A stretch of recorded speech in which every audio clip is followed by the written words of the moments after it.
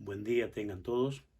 El día de hoy vamos a desarrollar el tema el efecto Doppler, ondas de choque y desarrollaremos también problemas sobre sonido y oído. ¿Ok? Bien, entonces el tema de hoy que tiene que ver con las ondas de sonido es un tema muy particular, muy especial, denominado efecto Doppler. Entonces vamos a hablar acerca del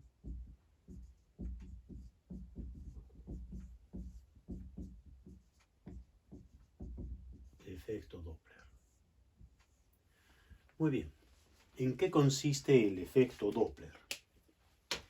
El efecto Doppler consiste en lo siguiente. Una fuente de sonido lo emite con una cierta frecuencia, pero el receptor del sonido lo percibe con otra frecuencia, mayor o menor. Por ejemplo, si hay una fuente de sonido que emite, digamos, una onda de 300 Hz de frecuencia, el receptor la va a percibir no con 300 Hz, sino con 320 Hz o de repente con 287 Hz o algo similar. ¿Por qué se da esa, digamos, distorsión en la recepción del sonido? Se debe al movimiento relativo que hay entre la fuente del sonido y el receptor.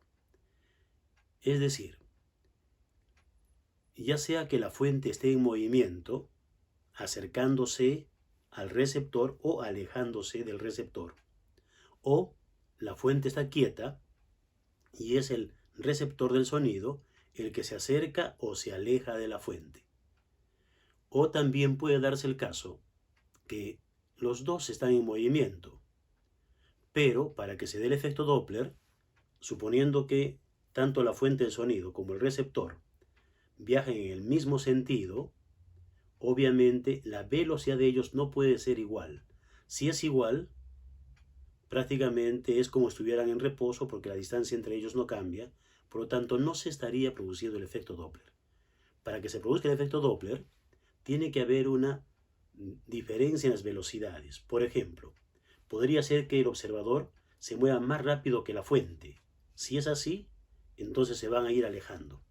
Por lo tanto, se va a producir el efecto Doppler. O al revés, que la fuente sea más veloz que el receptor y entonces se van acercando, también se va a dar el efecto Doppler.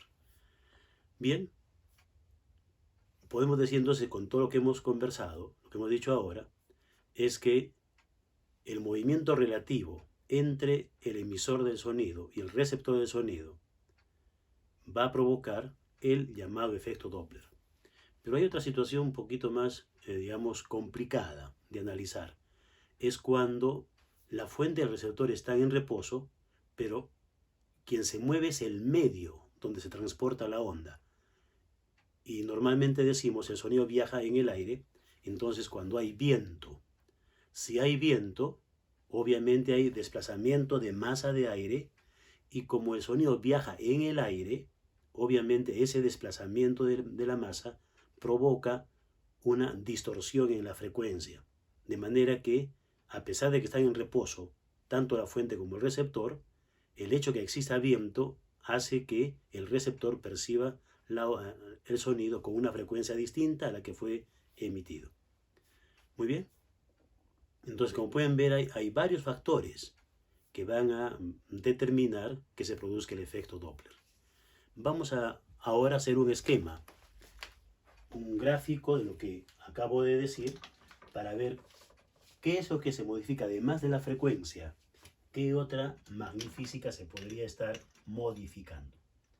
Vamos a suponer que esta es una línea que va a contener tanto a la fuente del sonido como a un par de receptores del sonido, ¿correcto?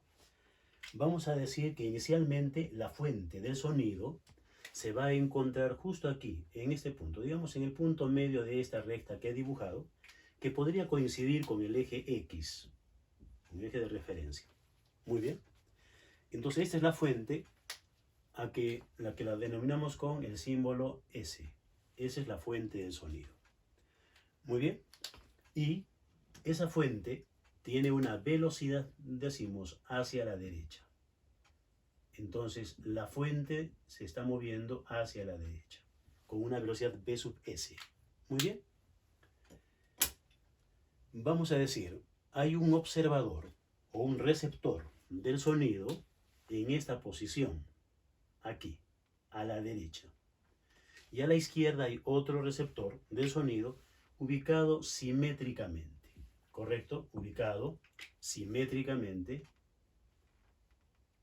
correcto. Entonces está aquí. Ahí está, digamos, aquí está el observador O receptor O, y aquí está el observador O' o receptor O' del sonido. Muy bien.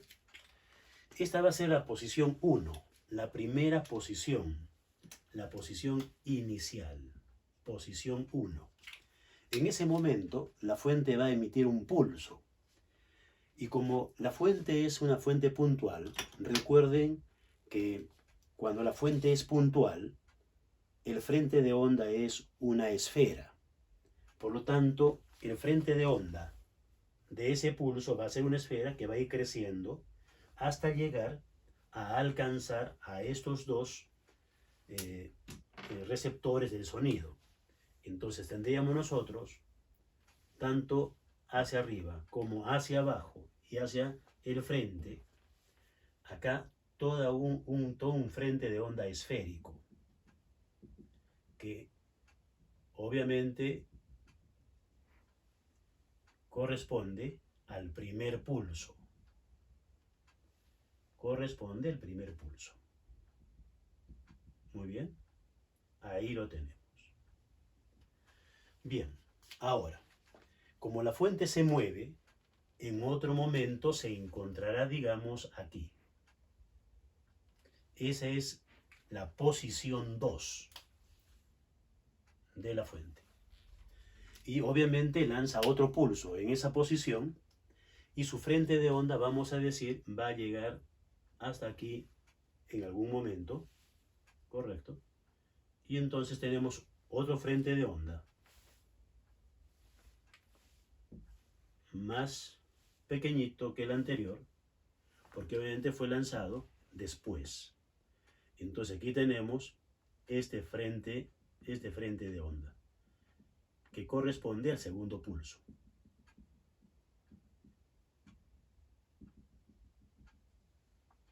Y le va a tomar un tiempo, obviamente, en llegar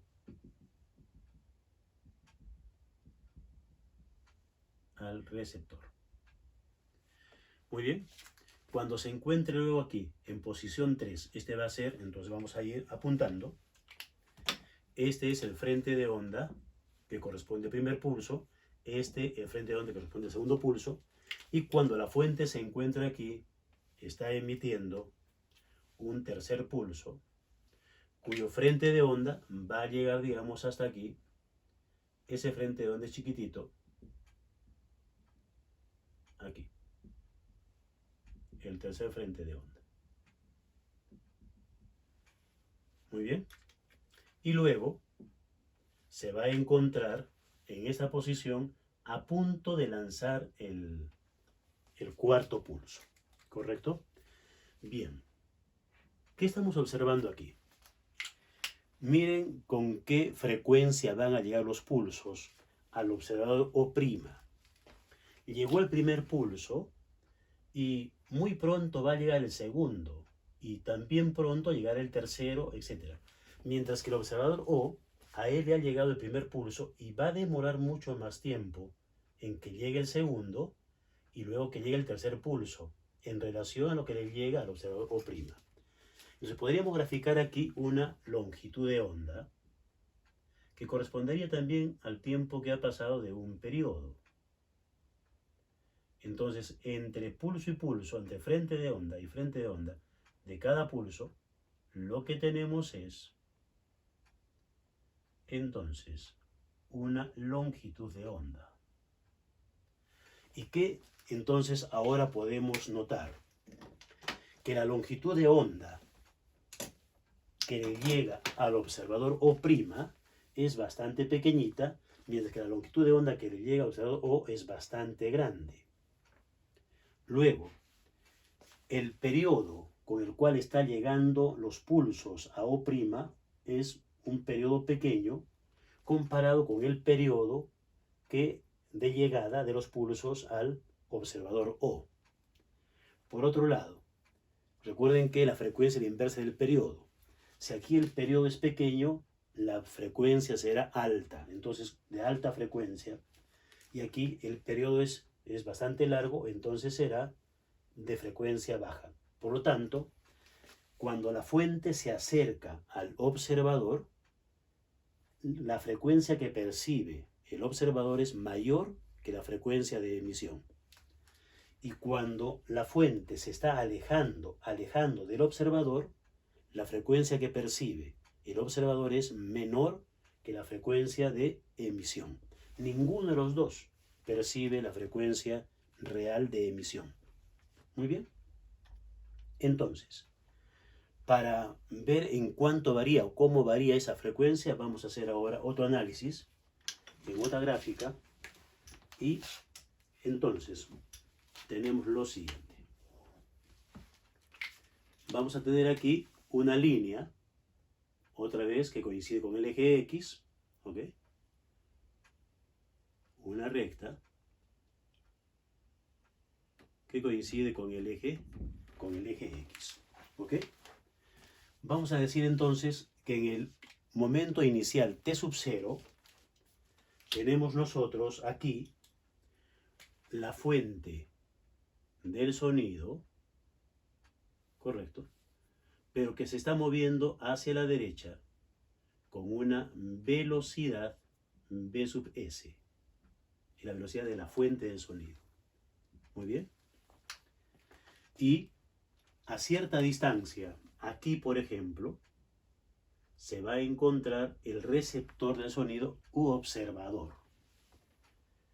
Y que también lo vamos a suponer moviéndose hacia la derecha. Ambos se están moviendo hacia la velocidad del observador o receptor del sonido. Muy bien.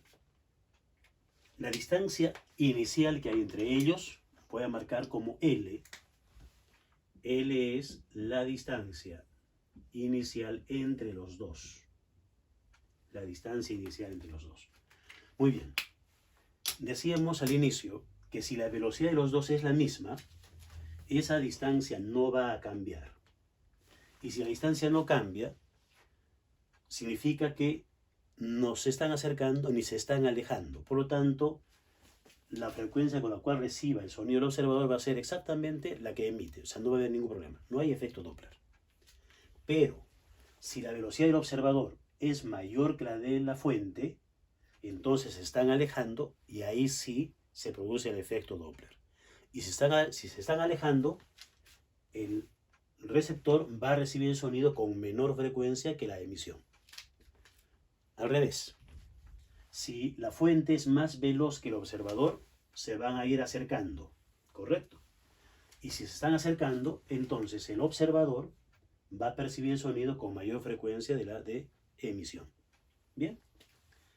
Entonces, vamos a suponer ahora que justo en esa posición va a lanzar un primer pulso la fuente. El pulso va a viajar entonces, y esto me está representando el viaje de los pulsos en pos del observador. Pero el sonido viaja en el aire con una velocidad v de 344 metros por segundo a temperatura de 20 grados Celsius. Entonces, esta es la velocidad del sonido. Entonces, tenemos tres velocidades. La velocidad del receptor, la velocidad del sonido y la velocidad de la fuente. ¿Bien? Pero mientras el sonido está viajando, el observador está también avanzando. Por lo tanto, el observador, digamos, estará en esta posición. Por ejemplo, estará en esta posición cuando la onda lo alcance, cuando el sonido alcance al observador. Entonces, mientras que el sonido ha viajado desde aquí hasta aquí, en un tiempo t, el observador ha viajado solamente de aquí hasta aquí. Obviamente el sonido es mucho más veloz que el observador. Bien. Entonces, dicho esto, ahora vamos a marcar lo siguiente. ¿Qué distancia ha avanzado la onda para alcanzar al observador? La distancia que ha avanzado es esta de aquí. Una distancia dada por la velocidad de la onda por el tiempo t que está empleando, ya que es un movimiento uniforme. Entonces, esta distancia que ha recorrido la onda es igual a la rapidez de la onda por el tiempo que ha empleado. En este mismo tiempo decíamos, el observador ha avanzado desde aquí hasta aquí. Esta distancia será la velocidad del observador o receptor de sonido por el tiempo t. Muy bien. Entonces ahora podríamos construir una primera ecuación. Esta distancia es igual a esta distancia más esta otra distancia. Por lo tanto, podemos construir la siguiente expresión matemática. La rapidez de la onda por el tiempo t es igual a la distancia inicial que hay de separación entre la fuente y el observador más la distancia que ha recorrido el observador en el mismo tiempo t. Lo que voy a hacer ahora es, este término que contiene el tiempo lo pasamos aquí a la izquierda y factorizamos el tiempo t por la velocidad o rapidez de la onda menos la rapidez del observador igual a el espacio de separación original entre ellos. El tiempo t, por lo tanto, es igual a L sobre la rapidez de la onda menos la rapidez del observador. Y aquí tengo una primera ecuación. ¿Correcto? Bien, si nos acordamos un poquito de cinemática, que se estudia en los primeros capítulos de física, este vendría a ser el tiempo de alcance. El tiempo de alcance del sonido al observador, como si fuesen dos vehículos. Un vehículo que va a rapidez v y el otro que va a rapidez v sub 0. Esta fórmula debe traerles a la memoria justamente eso, el tiempo de alcance. Bien, pero vamos a seguir complicando un poquito esto para llegar al final. Decimos, bueno, todo es dinámico, entonces la fuente también está avanzando. La fuente en algún momento se encontrará aquí, un momento posterior al inicial, ¿no es cierto? Entonces la fuente estará por aquí, manteniendo obviamente su velocidad. Entonces decimos, en este momento, cuando se encuentra aquí, lanza otro pulso. Entonces decimos nosotros, ¿qué distancia se ha recorrido? O ha recorrido la fuente para lanzar el segundo pulso. Esa distancia será obviamente esto de aquí, que será la velocidad de la fuente por un tiempo, vamos a llamarle tau, ¿correcto?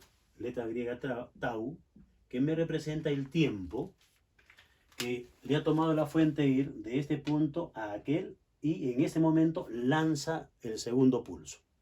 Bien, el segundo pulso lo voy a graficar con un color azul, ¿correcto? Y entonces ese segundo pulso va también al alcance del observador. Pero obviamente el observador sigue avanzando, entonces se encontrará en esta posición el observador cuando lo alcanza el segundo pulso. Cuando lo alcanza el segundo pulso. ¿Correcto? Bien. Y entonces ahora nos preguntamos, ¿qué distancia ha recorrido el segundo pulso? El segundo pulso ha sido lanzado aquí. La distancia que recorre es hasta aquí. El segundo pulso entonces llega hasta esta posición desde aquí. Pero ¿en cuánto tiempo alcanza el segundo pulso al receptor, vamos a decir, lo va a alcanzar en un tiempo t'. Y el tiempo t' obviamente va a ser mayor que t. Porque el tiempo t es el tiempo que ha transcurrido desde esta posición hasta aquí. Pero ahora está en este momento y ha sido lanzado el pulso después de un tiempo tau. El tiempo t' lo vamos a contar desde el inicio, desde cero. Entonces t' es mayor que t. ¿En cuánto es mayor? Es mayor en una cantidad tau'. Entonces, el tiempo que demora el segundo pulso ir de aquí hasta aquí es el tiempo t', que se cuenta desde cero, pero obviamente la onda no ha viajado durante ese tiempo. Ese tiempo menos el tiempo tau, que es el tiempo posterior, ¿no es cierto?, al primer pulso. Esa es la distancia que recorre el segundo pulso. Muy bien. Mientras tanto, el observador va a recorrer esta distancia.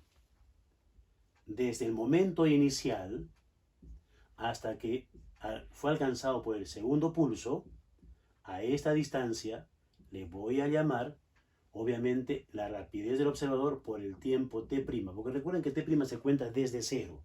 Y aquí es el momento del tiempo t0. Pasó hasta aquí un tiempo t, hasta aquí un tiempo t'. Bien. Entonces ahora otra vez podemos comparar distancias y escribir otra ecuación. A ver. Esta distancia recorrida por la fuente más esta distancia recorrida por el segundo pulso va a ser igual a la separación original entre la fuente y el observador más la distancia recorrida por el observador. Entonces decimos, la rapidez de la fuente por el tiempo tau más la rapidez de la onda por el tiempo t' menos tau, es igual a la separación original L más el espacio recorrido total por el observador, que es BO por el tiempo t'. ¿Listo? Entonces ahora aquí vamos a multiplicar la rapidez de la fuente por el tiempo tau más la rapidez de la onda por el tiempo t', más por menos, me da menos la rapidez de la onda por el tiempo tau, igual L más la rapidez del observador o receptor de sonido por el tiempo t'. El tiempo t' lo tenemos aquí y aquí también. Este término lo paso restando y factorizamos el tiempo t'. T' es factor común de la rapidez de la onda menos la rapidez del observador o receptor, igual L. Entonces, estos dos términos que están en la izquierda, lo voy a pasar a la derecha, pero este pasa como positivo y este va a pasar como negativo. Y ambos tienen a tau como factor común. Entonces voy a poner en este lado más tau, factor común por, este término pasó sumando, entonces tengo la rapidez de la onda, y este pasó restando menos la rapidez de la fuente del sonido. Esta diferencia pasa dividiendo y diríamos entonces, el tiempo t' será igual a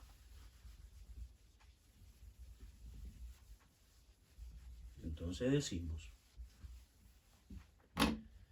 el tiempo t'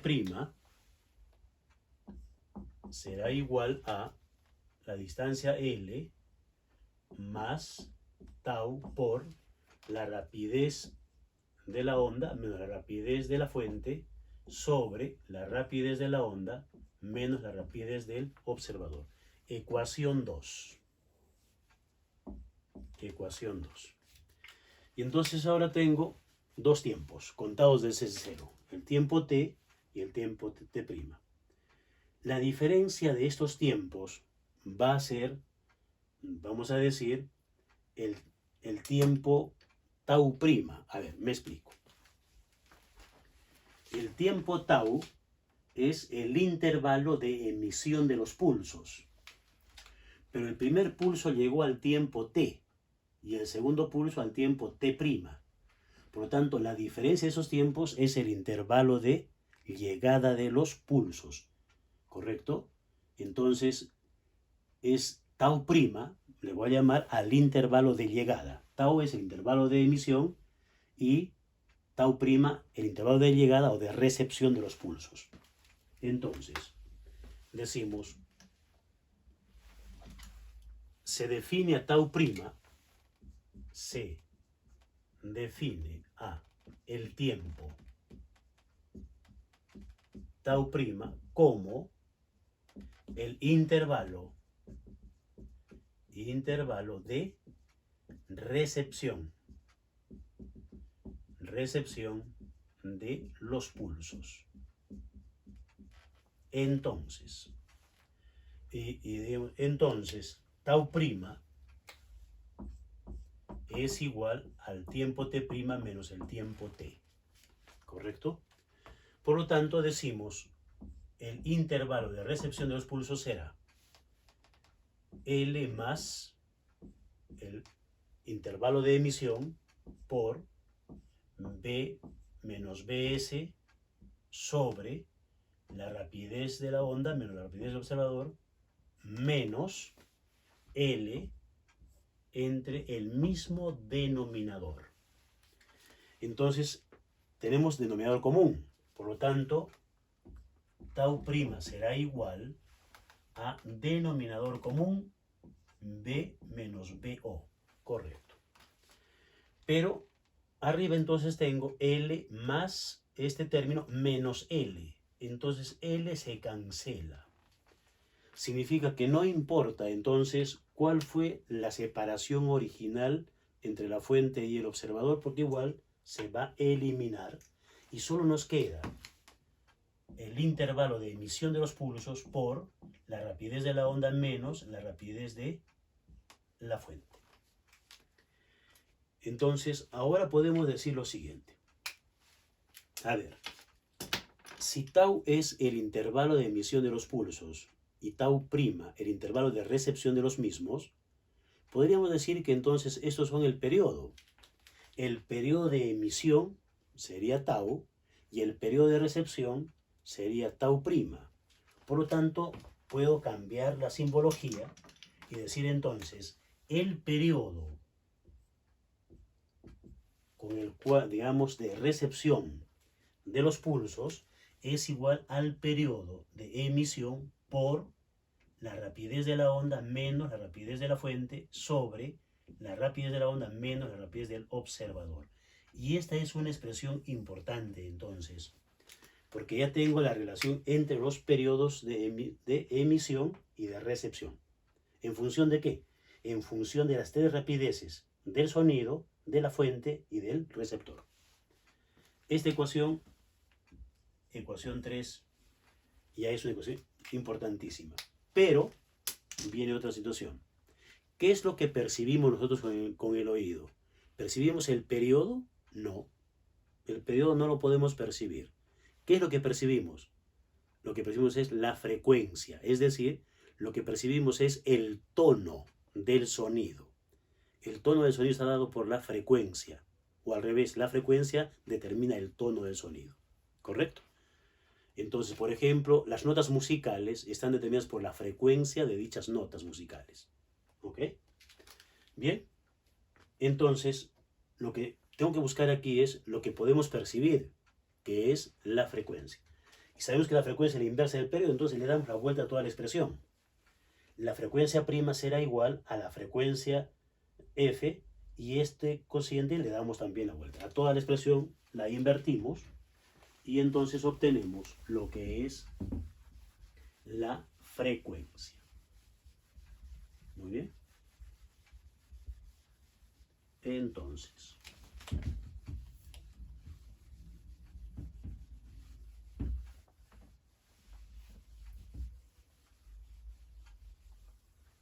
bien, escribimos entonces la frecuencia con la cual percibe el sonido el receptor es igual a la frecuencia con la cual se emite el sonido por la rapidez de la onda menos la rapidez del observador sobre la rapidez de la onda menos la rapidez de la fuente. Listo. Ya está. Esta ecuación es la que más en todo caso se va a utilizar. ¿Correcto? Porque es lo que podemos percibir. Bien. Voy a hacer aquí un comentario. Esta fórmula, con estos signos que ven aquí, más y más para el sonido, menos y menos para el observador y para la fuente. Esos signos hay que respetarlos, ¿correcto? Pero teniendo en cuenta de que los tres se están moviendo hacia la derecha. Las tres velocidades en el modelo que hemos usado están dirigidas hacia la derecha. ¿Qué significa entonces eso? Que si alguna de esas velocidades se invierte en el sentido, significa que hay que cambiar de signo en esta fórmula. O sea que hay que tener mucho cuidado con el manejo de los signos. Por ejemplo, vamos a suponer que efectivamente la fuente está yendo hacia la derecha y el observador está viniendo hacia la izquierda. Obviamente el sonido y la fuente viajan hacia la derecha, van a conservar su signo. Pero el observador está yendo hacia la izquierda, entonces hay que ponerle más. ¿Correcto?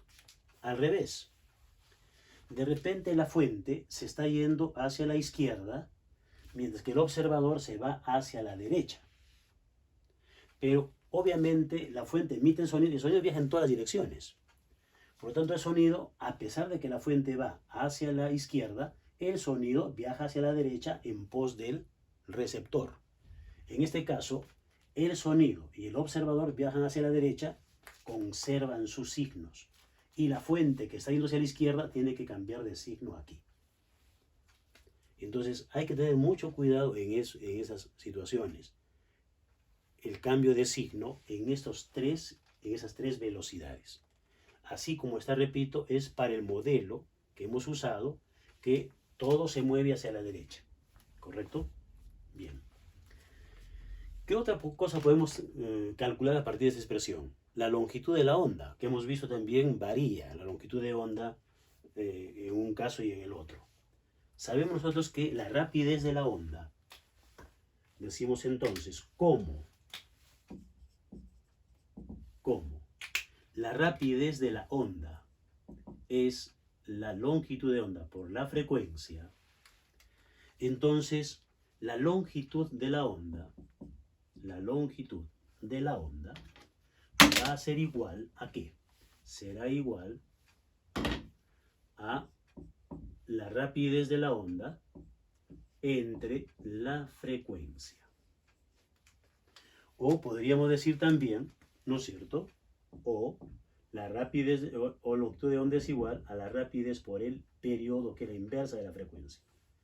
Entonces, yo podría multiplicar en ecuación 3.3 ambos lados por la rapidez de la onda, que no cambia.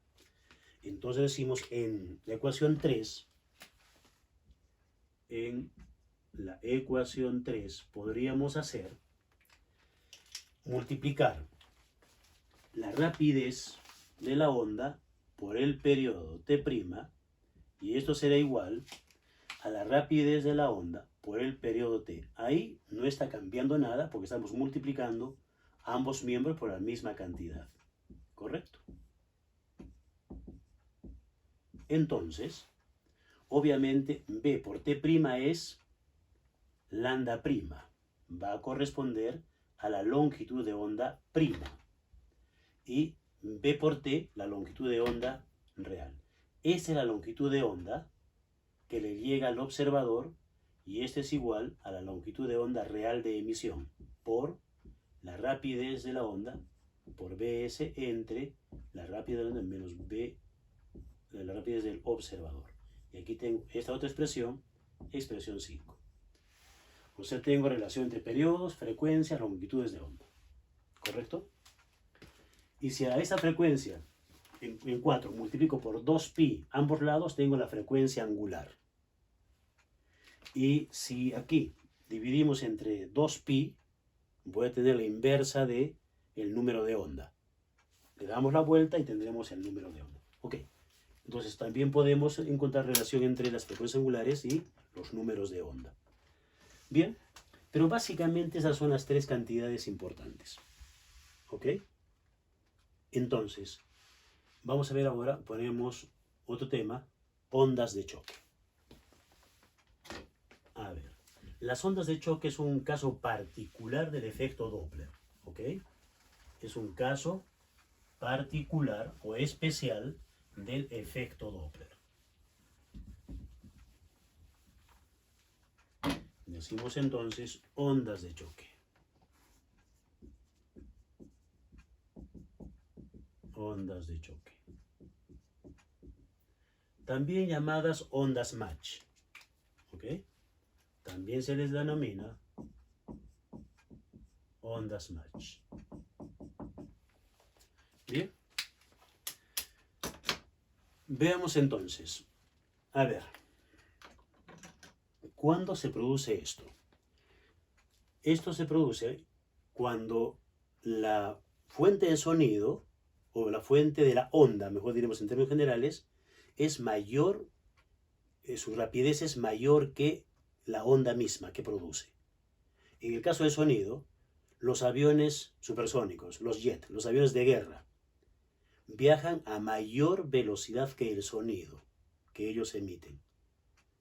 Entonces, todo el mundo puede recordar, porque lo ha experimentado, que cuando pasa un avión de guerra, un avión a chorro que normalmente decimos, sentimos un estruendo tremendo, ¿correcto? Y si estamos fuera, en la calle, en el campo, y sentimos el estruendo, inmediatamente levantamos la vista hacia el lugar donde proviene el sonido.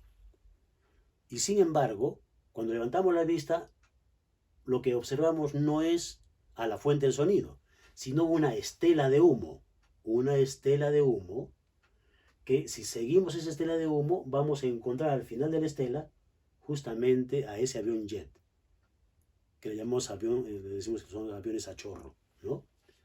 ¿Qué significa? ¿Por qué levantamos la vista hacia el lugar donde provino? Porque de ahí provino. El problema es que se demoró tanto en llegar el sonido a nuestros oídos que ya el avión, que es mucho más rápido, está mucho más lejos, a diferencia de un avión comercial. El avión comercial es veloz, sí, pero no es supersónico. Y cuando sentimos al avión comercial volando, levantamos la vista y ahí, por la zona donde creemos que viene el sonido, por ahí nomás está el avión y al toque lo ubicas. Esa es la diferencia. ¿Dónde más se ven ondas de choque? En la superficie del agua.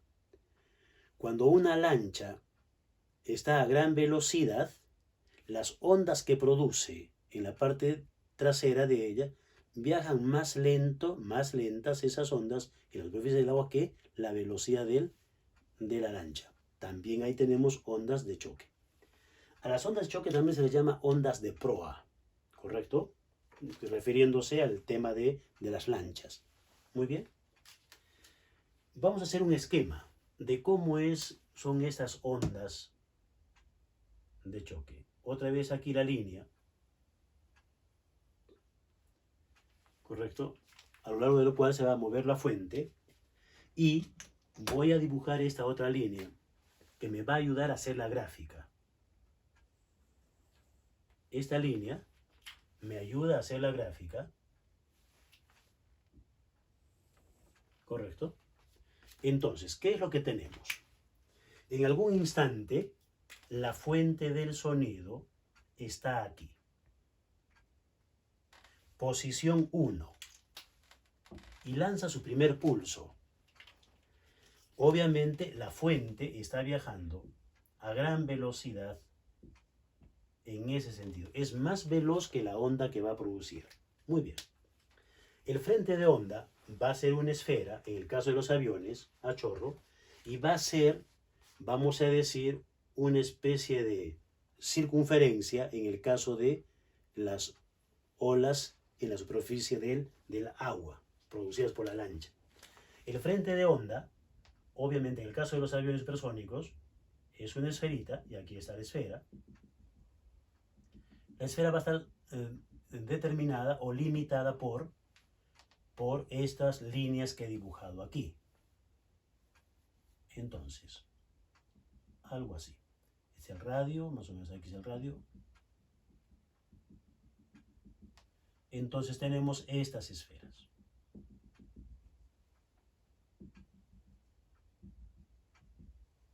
Ese es el primer frente de onda, ¿correcto? Luego, la fuente va a encontrarse aquí. Segunda posición. Voy a dibujar con otro color el frente de onda para que no sea un manchón. Su frente de onda también va a ser esférico, pero va a llegar hasta aquí. Y esta va a ser la circunferencia correspondiente para ese segundo frente de onda. Y siempre limitado por esa línea que he dibujado ahí, que decía me va a ayudar a hacer justamente la gráfica. Este es el segundo frente de onda. Luego se encuentra en posición 3, aquí. Se encuentra en el punto 3. Y voy a dibujar otro frente de onda con otro color. El frente de onda va a ser este de aquí. Es un frente de onda de radio más pequeñito.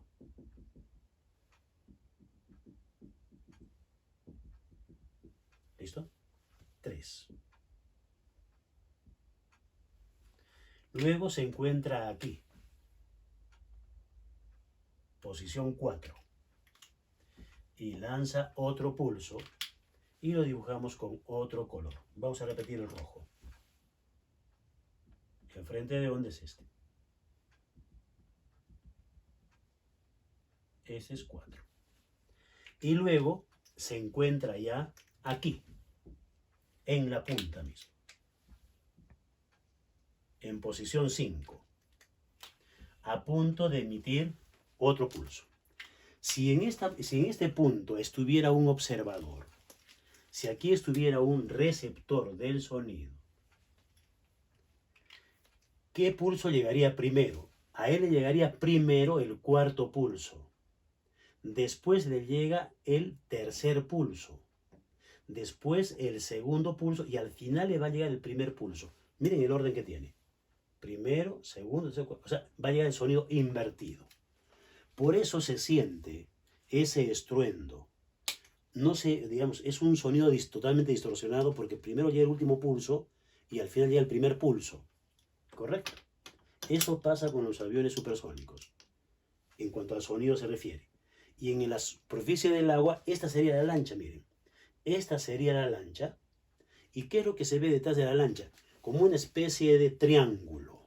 Detrás de la lancha, una especie de triángulo detrás de la lancha, y que justamente la parte más alta de ese triángulo son justamente todos los frentes de onda. Estos frentes de onda que se van superponiendo unos a otros. Y eso es lo que se observa. ¿Ok? Entonces ahí tenemos las ondas de choque, que es un resultado del efecto Doppler. Pero vamos a hacer algo de matemática aquí. A ver, decimos, esta es la distancia que ha recorrido la onda. De ahí a su frente de onda. También para aquí. La distancia es la misma.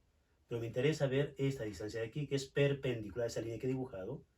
Y entonces aquí tenemos la velocidad de la onda por el tiempo t que ha empleado en recorrer de aquí hasta su frente de onda. Muy bien. Mientras que la fuente en el mismo tiempo ha llegado hasta aquí. La fuente ha avanzado toda esta distancia en el mismo tiempo. Velocidad de la fuente por el tiempo t. Entonces, lo que tengo aquí es un ángulo en este cono para el caso del sonido, o triángulo para el caso de las ondas en el agua. El ángulo alfa. Y decimos, acá tengo un triángulo rectángulo, entonces. El seno de alfa, ¿qué es igual? El seno de alfa es igual, cateto opuesto, que es b por t, la rapidez de la onda por el tiempo t, entre la hipotenusa, que viene a ser la rapidez de la fuente, por el tiempo t. El tiempo t se cancela, ¿correcto? Y entonces simplemente decimos, el seno del ángulo alfa, de la abertura del cono o del triángulo, es la razón que hay entre la velocidad de la onda, entre la velocidad de la fuente que produce la onda. Ecuación 6. Muy bien. ¿Cuál es el valor máximo de la función seno? El valor máximo de la función seno es 1. Y entonces, ¿cuándo va a valer 1? Cuando las dos velocidades sean iguales. Que tanto la onda como la fuente viajen a la misma velocidad. Si la fuente viaja a la misma velocidad que la onda, o sea que la fuente acompaña a todos los frentes de onda que está produciendo. ¿Correcto? ¿Y cómo sería eso entonces? Eso lo graficamos aquí. Eso lo graficamos aquí. Y sería así. Para que valga 1, alfa debe ser 90 grados. O sea que esto se abre hasta que sea perpendicular a esa línea, para que alfa sean 90. Por lo tanto, esta es la línea de desplazamiento de la fuente, correcto, pero el ángulo alfa se abre hasta 90 grados y tendríamos esta situación. Alfa es 90 grados. Entonces, todos los frentes de onda van a viajar juntos, todos, y junto con la fuente misma. De manera que, si yo tengo aquí un frente de onda, aquí. Yo tengo este frente de onda. ¿Ok? Eso fue cuando la fuente estuvo aquí, en posición 1. Y el frente de onda es el frente de onda 1. Pero la fuente va avanzando y va a haber otro frente de onda aquí, que justo coincide con él. Otro frente de onda. Entonces los dos frentes de onda llegan juntos porque avanzan a la misma rapidez que la fuente y todo lo demás. Este es su punto central. Esa es la posición 2. Habrá otro frente de onda que llega junto con los dos anteriores frentes de onda. Y entonces acá tengo otro frente de onda.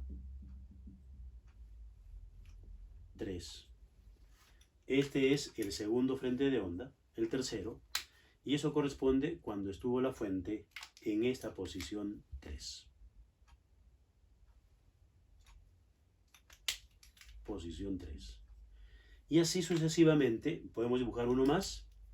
Cuando esté en posición 4, lanza otro frente de onda. ¿Ok?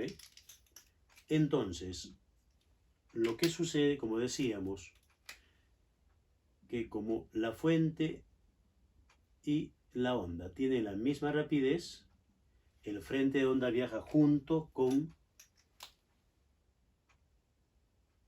sus frentes de onda. Igualito. Posición 5. Entonces, si aquí hubiera un observador, escucharía todos los pulsos juntos. Sería un tremendo estruendo. Ya no simplemente sonido invertido, sino un estruendo fabuloso porque todo se está sumando. ¿Ok? Bien. La unidad digamos, que se utiliza para las ondas de choque, unidad de velocidad, es justamente el Mach. ¿Qué es un Mach? Un Mach es igual a 344 metros por segundo, que es justo la rapidez del sonido a 20 grados Celsius. Entonces, si una nave va a esa velocidad, su rapidez es de 1 Mach. Los aviones supersónicos viajan a rapideces de 2 Mach, 2,5 Mach, máximo 3 Mach. Es la rapidez de los aviones supersónicos. Es decir, 3 veces la rapidez del sonido. Si multiplicamos 344 por 3, es algo más de 1000 metros por segundo. Más de 1 kilómetro por segundo avanzarían estos aviones supersónicos que viajan a 3 Mach. ¿Ok? Entonces, 1 Mach es 348 metros por segundo. Es una unidad especial que se usa justamente para los aviones supersónicos y también obviamente para las naves espaciales que despegan a gran velocidad hacia el espacio exterior.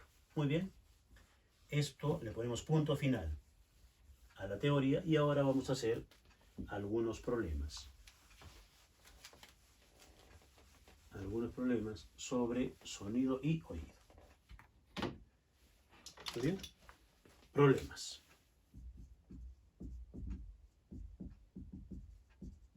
Problemas. Primer problema. Primer problema nos dice lo siguiente.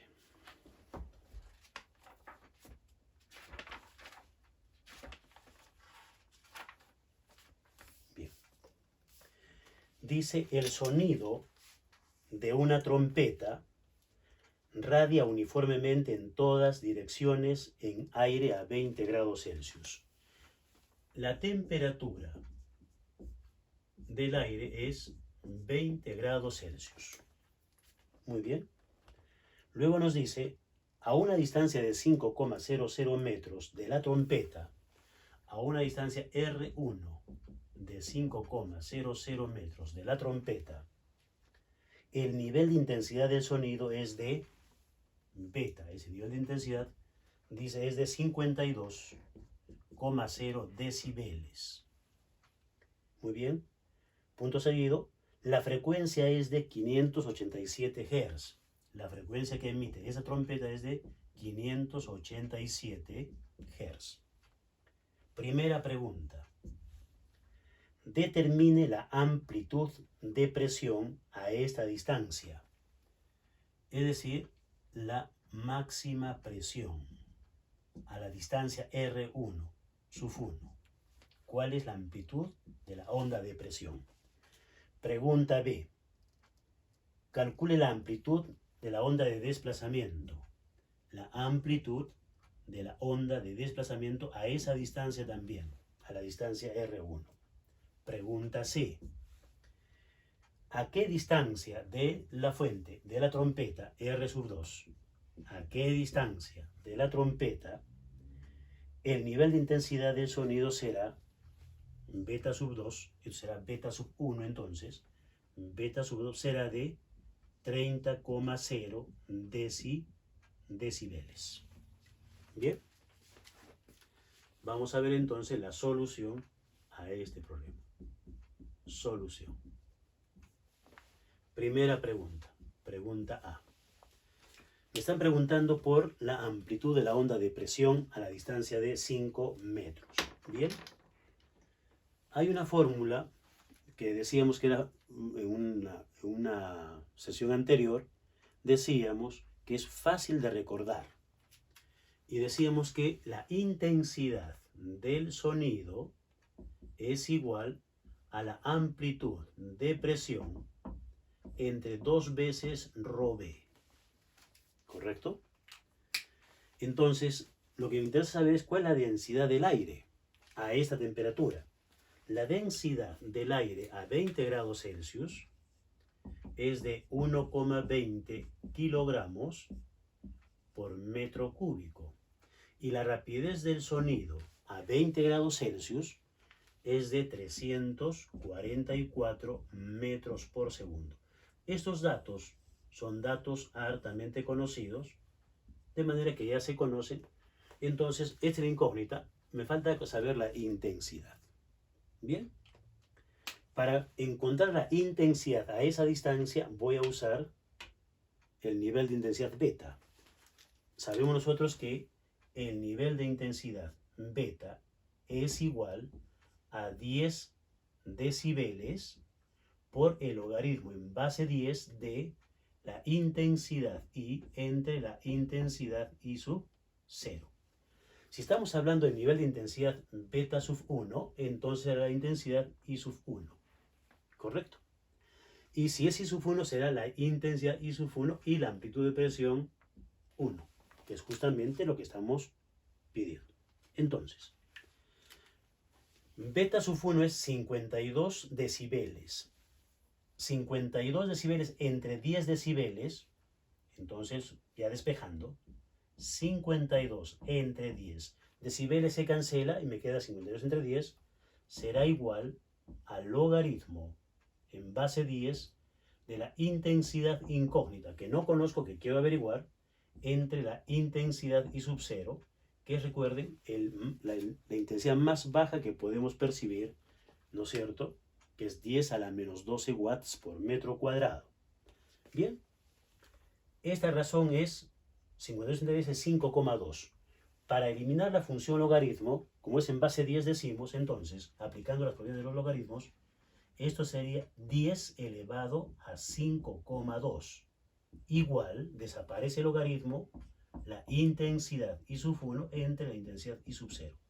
Por lo tanto, la intensidad a la distancia de 5 metros será igual a I sub 0 por 10 elevado a 5,2.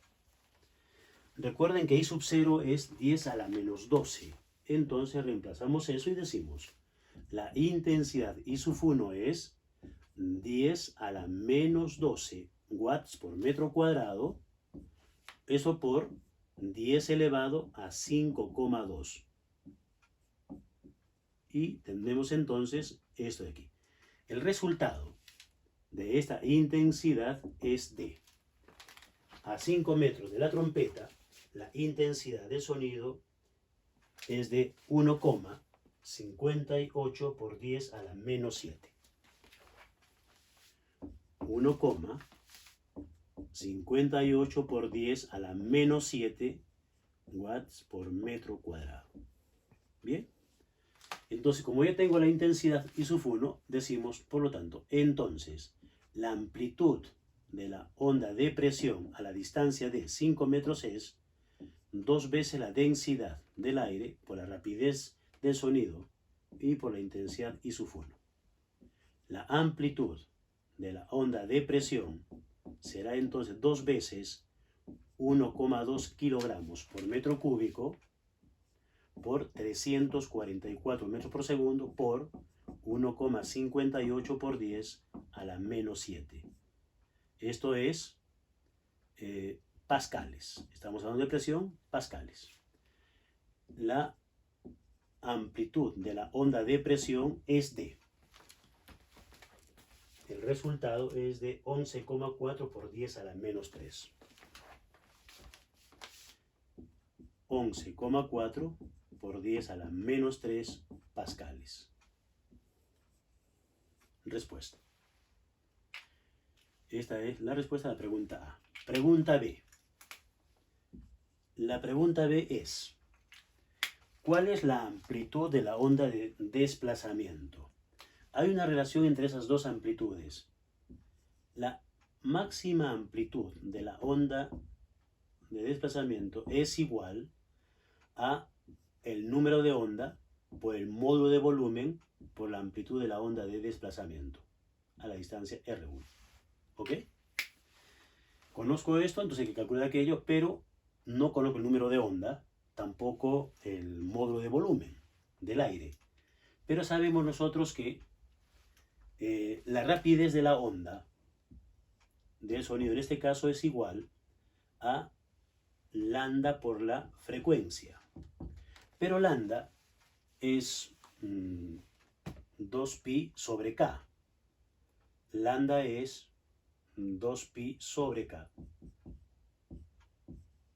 Y eso es por la frecuencia. Entonces k, que es lo que deseo saber, k será igual a 2πf, pero 2πf es omega, pero f lo conozco, entonces lo dejo así. 2πf sobre la rapidez de la onda. Conocemos estos dos, entonces conozco el número de onda. No hay problema. ¿Correcto? Y entonces podemos reemplazar arriba. Y entonces decimos, la amplitud de la onda de presión a la distancia R1 será igual a, la amplitud de la onda de presión a la distancia R1 será igual a 2πf entre B. 2πf entre B por el módulo de volumen por la amplitud de la onda de desplazamiento a esa distancia. Pero no conozco el módulo de volumen, pero nosotros sabemos que la rapidez del sonido en cualquier medio, es la raíz cuadrada del módulo de volumen entre la densidad. Entonces voy a despejar aquí multiplicando esto. Decimos entonces, acá tenemos b cuadrado por la densidad igual al módulo de volumen. Estamos elevando al cuadrado y despejando. Y ahí tengo el módulo de volumen, lo voy a reemplazar. Por lo tanto, la amplitud de la onda de presión a la distancia R1 será igual a 2pi por F, 2pi por la frecuencia. Y miren, acá tenemos b cuadrado por ρ, pero acá hay un b. Entonces b cuadrado, un b se cancela con aquel, me queda solamente una rapidez, la densidad y la amplitud de la onda de desplazamiento a la distancia R1. Despejamos entonces. La amplitud de la onda de desplazamiento a la distancia R1 será igual a, decimos, a la amplitud de la onda de presión sobre 2pi frecuencia b ρ. Todo eso. ¿Correcto? Muy bien. Entonces, reemplazando los valores que ya tenemos, 11,4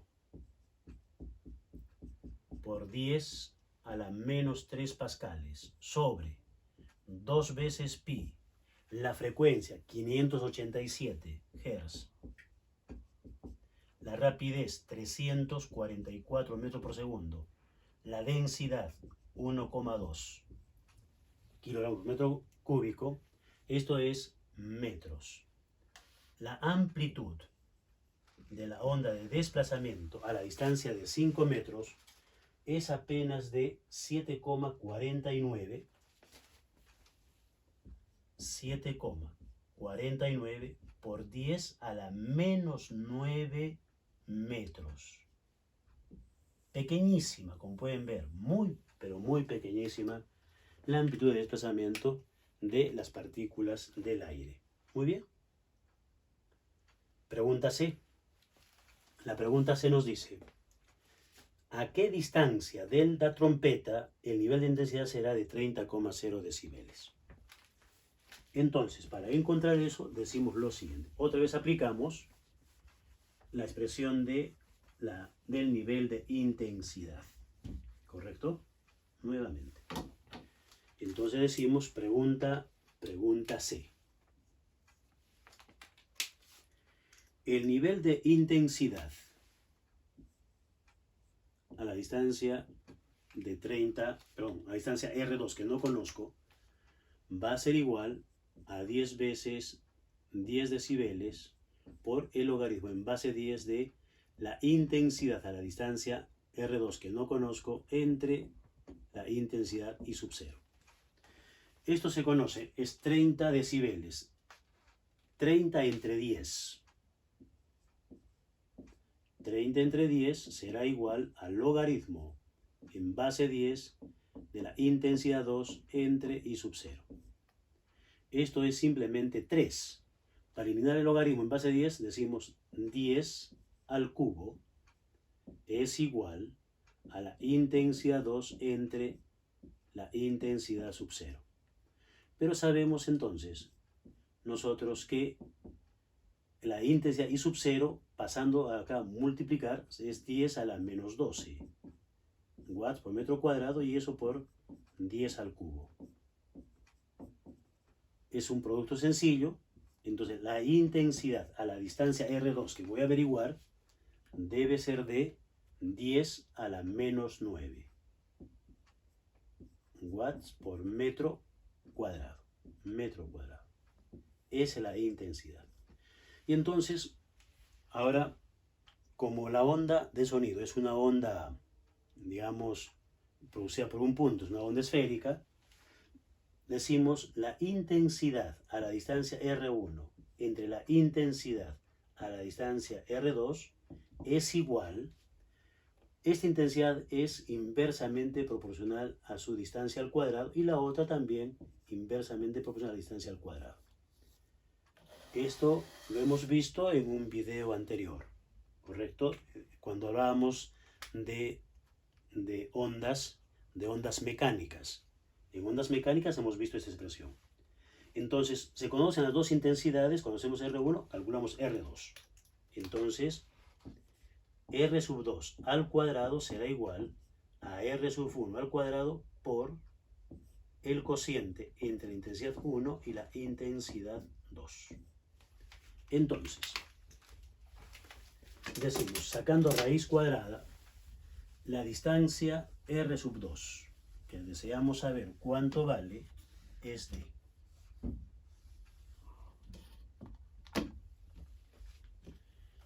decimos entonces, R sub 2 es igual a R sub 1 raíz cuadrada de la intensidad 1 entre la intensidad 2. Por lo tanto, R2 es igual, R1 vale 5 metros por la raíz cuadrada de la intensidad 1, recuerden, era de 1,58. 1,58 por 10 a la menos 7 watts por metro cuadrado entre intensidad 2, que es 10 a la menos 9. Esto sin duda está en metros. ¿A qué distancia la intensidad del sonido, o perdón, el nivel de intensidad baja de 52 a 30 decibeles? A la distancia de 62,8 metros.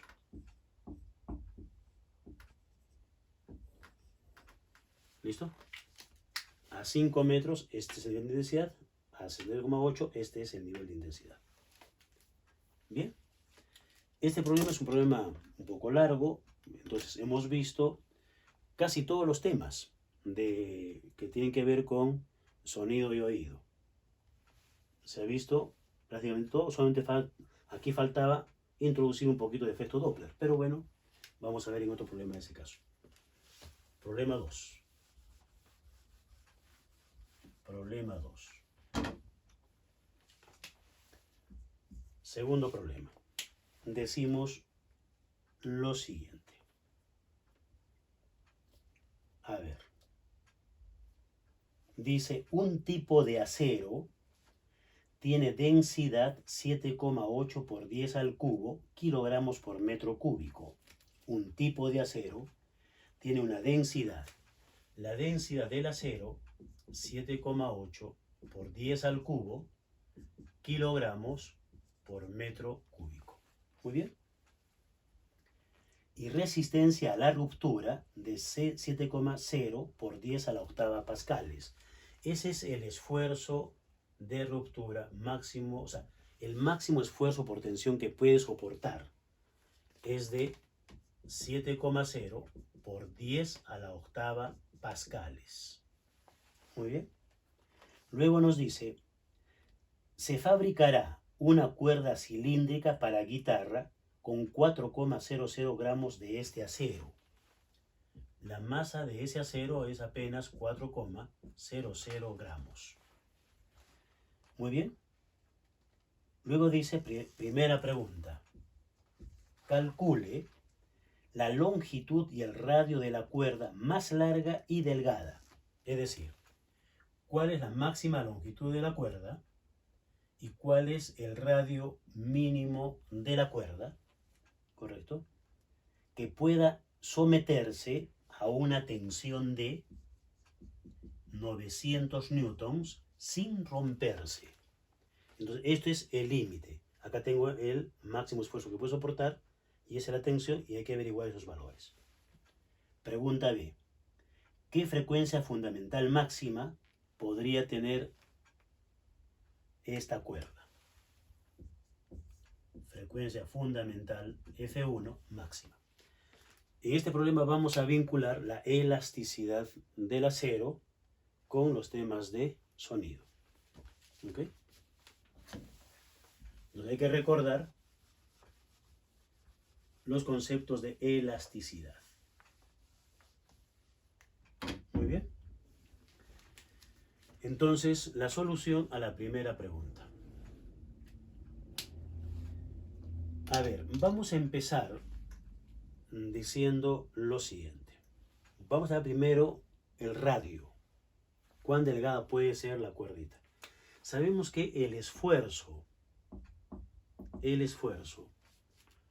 es igual a la fuerza de tensión entre el área, ¿correcto?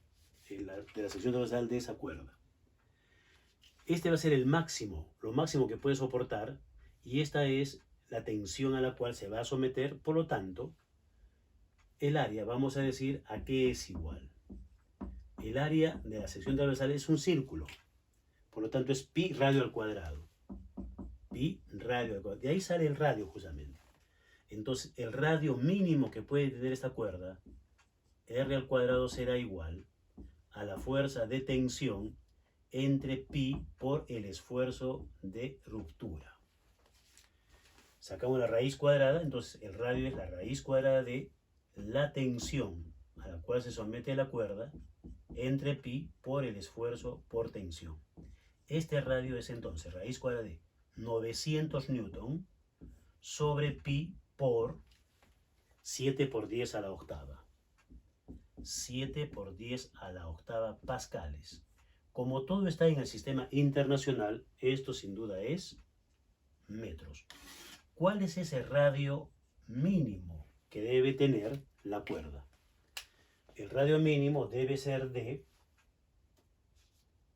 6,40 por 10 a la menos 4 metros, o lo que es lo mismo, 0,640 milímetros. Entonces el diámetro va a ser algo más de 1 milímetro. Entonces, sí, las cuerdas de guitarra tienen la más gruesa, podría tener ese diámetro, ¿no? De un poco más de 1 milímetro.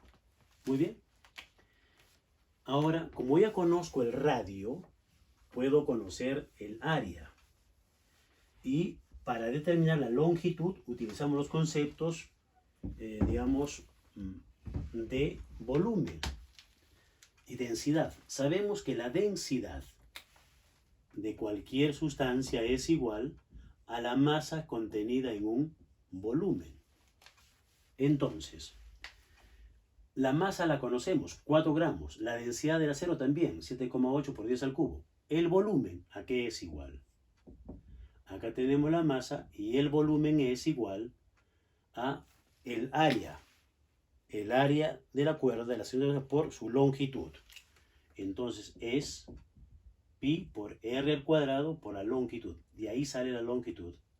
La longitud máxima de la cuerda debe ser entonces masa entre pi r al cuadrado por la densidad. Por lo tanto, la longitud de la cuerda debe ser 4 gramos. 4 gramos significa 4 por 10 a la menos 3 kilogramos. Sobre, decimos entonces, pi por el radio, que es 0,640 milímetros. Entonces, 0,64 por 10 a la menos 3 metros. Y eso por la densidad, que es 7,8 por 10 al cubo. Esto es metros. Obviamente el 10 a la menos 3 se cancela, pero acá tengo, este va a pasar también arriba como 10 a la menos 3, pero hay otros números por ahí. La longitud de la cuerda debe ser de, lo tenemos por aquí, debe ser de 39,8 centímetros. 39,8 centímetros. Pero aquí cabría una pregunta. Se está fabricando una cuerda para guitarra de esa longitud como máximo y de ese radio como mínimo. Obviamente esa longitud es casi 40 centímetros nomás, no alcanza para la guitarra. O sea, el propósito de la construcción de una cuerda con esas características simplemente falló. ¿Correcto? Eso podríamos sacar como un análisis de estos resultados. O sea, no sirve, o sea, no se ha logrado el objetivo, construir la cuerda para guitarra. ¿Ok? Bien, pregunta B. Pregunta B. ¿Cuál sería la frecuencia? Si en el caso que hubiera funcionado, ¿cuál hubiera sido la frecuencia máxima fundamental?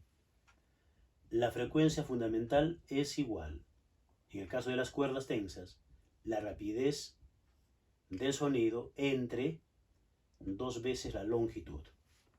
Entonces, la amplitud del sonido en el aire es 344 metros por segundo entre 2 veces 0,398 metros. Esto sería hertz. Esa frecuencia fundamental máxima sería de 376 hertz. 376 hertz. Listo. ¿Ok? Y hacemos un problema más que tiene que ver con el efecto Doppler. Decimos problema 3. Problema 3.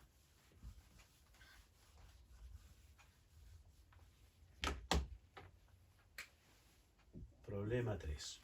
Decimos, a ver, la fuente de sonido del sistema de sonar de un barco opera a una frecuencia de 22,0 kHz. La frecuencia es de 22,0 kHz. Muy bien. La rapidez del sonido en el agua, que la suponemos está en reposo a temperatura uniforme de 20 grados Celsius, es de, la rapidez del sonido en el agua es de 1482 metros por segundo. Comparado con la rapidez del sonido en el aire, esto es 4 veces mayor, o algo más inclusive. Primera pregunta. Pregunta A. Decimos, calcula la longitud de las ondas emitidas por la fuente. Longitud de las ondas emitidas por la fuente. Pregunta B. Calcule la diferencia en frecuencias entre las ondas radiadas directamente y las reflejadas en una ballena.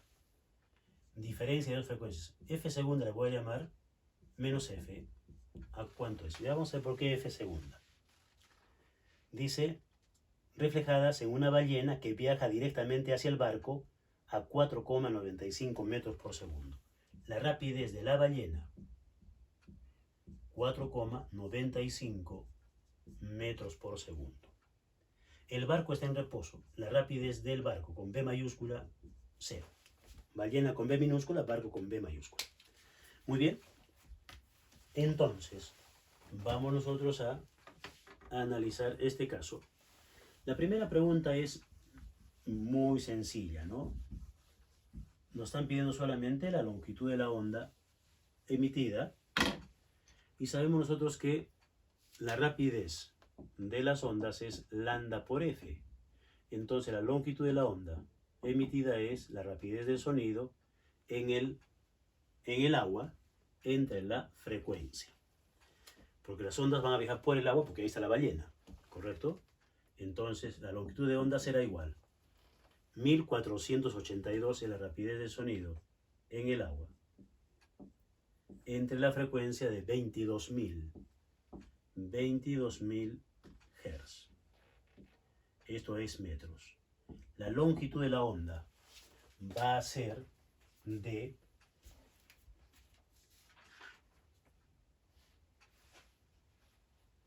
decimos 6,74 centímetros. Chiquitita. 6,74 centímetros. Entonces, esa es la longitud de las ondas de sonido en el agua. ¿Correcto? Bien. Pregunta B. La pregunta B dice, hallar la diferencia de frecuencias de la onda emitida con la onda reflejada en la ballena, que está viajando hacia un barco. Entonces vamos a dibujar eso. Vamos a hacer un dibujo para representar justamente esa situación. A ver. Este es el barco. Este es un barquito. Ok. Acá tenemos el barquito. El nivel del agua es este. Y la ballena está por aquí acercándose al barco. Aquí tenemos a la ballena. Ahí está, acercándose al barco. ¿Correcto? Entonces, el barco me dice que está en reposo. El barco no se mueve.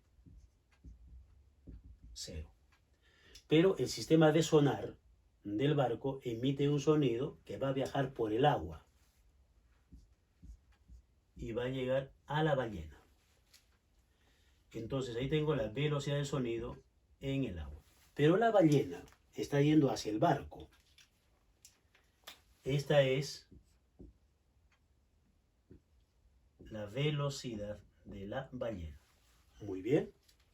Entonces ahora aplicamos los conceptos del efecto Doppler. ¿Con qué frecuencia percibe la ballena el sonido que emite el barco? F' igual a la frecuencia de emisión, que es 22.000 Hz, por, decíamos, la fórmula es la rapidez del sonido, en este caso en el agua, menos la rapidez del observador entre la rapidez del sonido menos la rapidez de la fuente. Bien, en este caso, el observador es la ballena, ¿correcto? Es la ballena. La fuente es el barco. La fuente es el barco. Pero el barco no se mueve. Esto vale 0. El sonido está viajando hacia la derecha tal como en el modelo que hemos visto. Pero el observador no va sino hacia la izquierda. Entonces le cambiamos el signo. ¿Correcto? Por lo tanto, como se están acercando, debe percibir con mayor frecuencia el sonido. Y efectivamente va a ser mayor porque acá tenemos 22.000 Hz por 1482 metros por segundo. Le sumamos 4,95 metros por segundo, que es la rapidez de la ballena, entre 1482. Como pueden ver, cuán importante es manejar bien los signos. Si yo mantenía el signo negativo aquí, hubiera restado. Y si restaba esto es menor que aquel número, me salía menor que 1 y resulta que la ballena que se está acercando percibiría con una frecuencia menor, lo que no es correcto. ¿Ok? Muchos dirán, bueno, 4,95 frente a 1482 no es nada. No, sí es importante, porque si bien es cierto la diferencia va a ser pequeña, pero es, digamos, importante para la pregunta que tenemos. ¿Con qué frecuencia recibe el sonido de la ballena? Con 22.073 Hz. Es decir, ¿con qué diferencia de la emisión? 73 Hz más, ¿correcto? Que frente a los 22.000, bueno, pareciera poquito. Sí, es poco, pero obviamente es importante por la pregunta que tenemos. Primer resultado. Segundo resultado. En el segundo caso, me dice la diferencia entre la frecuencia emitida y la reflejada en la ballena. Entonces hay que ver ahora la onda que está reflejada en la ballena. Otra vez, este es el barquito. Aquí tengo este barquito. ¿Ok? Lo vamos a reafirmar. Aquí tenemos el barquito. El nivel del agua está aquí. ¿Ok? La ballena está yendo hacia el barquito. Ahí está. Pero ahora, ¿qué es lo que va a percibir la gente que está en el barco? Las ondas reflejadas en la ballena, el eco. El eco viaja entonces en este sentido. Ahora tenemos la velocidad de las ondas de sonido en ese sentido. El barco está en reposo. La ballena se mueve hacia el barco.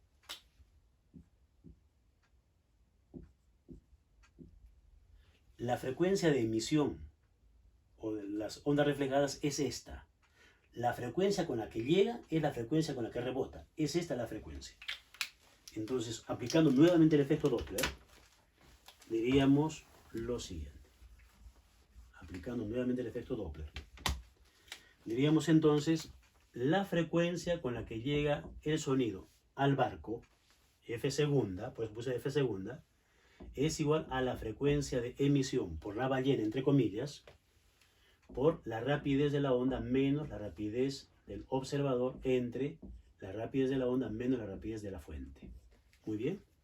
En este caso, ahora el observador es el barco, porque son los que van a recibir el sonido.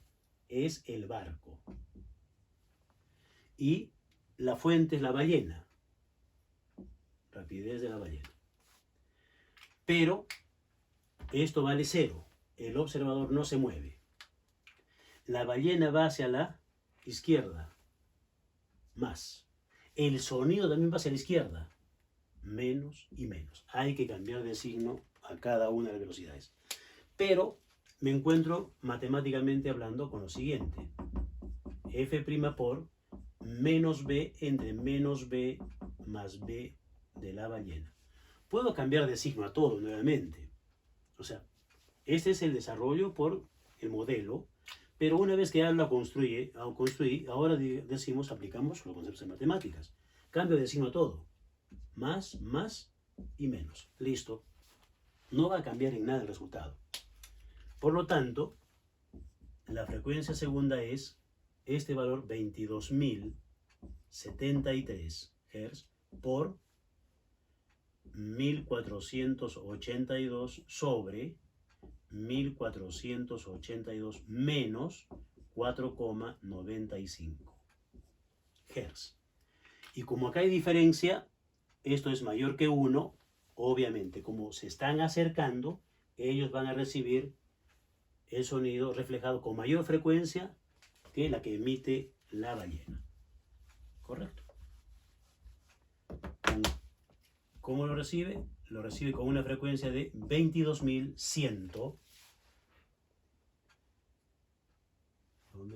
147. 147 Hz.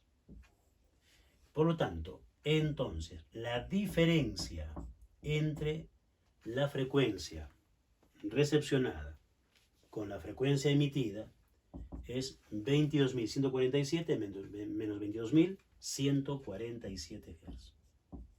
Respuesta. Esa es la respuesta. ¿Ok? Muy bien. Hemos visto 3 problemas, considero importantes, interesantes, que han abarcado todos los temas de sonido y oído. Bien, los dejo y espero que les haya gustado esta clase. Buen día.